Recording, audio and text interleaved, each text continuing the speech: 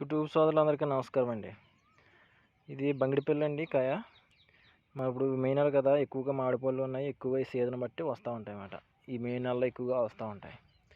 దాంట్లోనే ఏంటంటే ఇప్పుడు ప్రతి ఒక్కరు ఎక్కువగా మామిడిపళ్ళు ఇష్టపడుతూ ఉంటారు. కాకపోతే వాళ్ళకి కొన్ని తెలియని విషయం ఏంటంటే, ఇప్పుడు ఇక్కడ చిన్న చిన్న డాట్లలాగా కనబడుతాయి కదా ఇవి. తర్వాత ఏంటంటే మచ్చలు అంటూ ఉంటారు కొంతమంది. చిన్న చిన్న డాట్లలో ఉన్నాయి కదా ఇవంతా ఏంటంటే కాయ ముదిరిన తర్వాత ఇలాగ ఏర్పడుతూ ఉంటుంది అన్నమాట.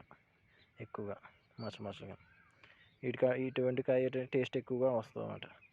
తర్వాత ఏంటంటే మనం బయట కొనేటప్పుడు కూడా చూసుకోవాల్సింది ఏంటంటే మచ్చలు ఉన్నాయో లేదో ఎక్కువగా చూసుకోవాలి. మచ్చలు అంటే పెద్ద మచ్చలు కదండి, ఇలా చిన్న చిన్న డాట్లలో ఉంటాయి, అవి చూసుకోవాలి. కొంతమంది ఏంటంటే అప్పుడప్పుడు రాలిపోయినాయి, గాలికి రాలిపోయి తెచ్చి అమ్మేస్తూ ఉంటారు. చెట్టు నుంచి పడ్డాయని చెప్పేసి అవి పెద్ద టేస్ట్ ఉండవు, ఎందుకంటే గాలికి పడిపోయినాయి కదా, పసరు కూడా ఉంటాయి. ఇది ఇంకా పచ్చికాయ, అంటే కొంచెం దోరకాయ అన్నమాట. ఇంకా ముగ్గలేదు సరిగ్గానే, అది ముగ్గితే ఇంకా కలర్ ఎక్కువగా వస్తుంది.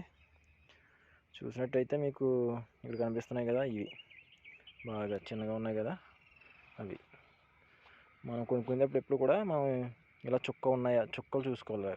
చుక్కగా ఏమైనా ఉన్నాయా ఏంటి చూసుకుంటే ఆ కాయ బాగా ముదిరినట్టు అన్నమాట. బాగా టేస్ట్ కూడా బాగుంటుంది, నీట్గా ఉంటుంది. మన వాళ్ళు తెలియక చాలామంది ఈ కాయే కదా అనేసి కొనేసుకుంటూ ఉంటారు చాలామంది. దానివల్ల టేస్ట్ ఏమి ఉండదండి.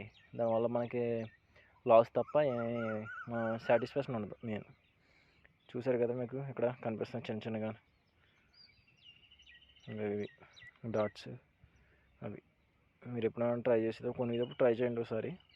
బాగా పచ్చికాయలు లాంటివి ఉంటాయి, అవి ఏంటంటే గాలికి రాలిపోయి బాగా పసరుగా ఉంటాయి. వాటి మీద డాట్లు ఏమి ఉండవు, కాకపోతే టేస్ట్ కూడా పెద్ద టేస్ట్ ఉండవు. సరే అండి, థ్యాంక్ యూ అండి.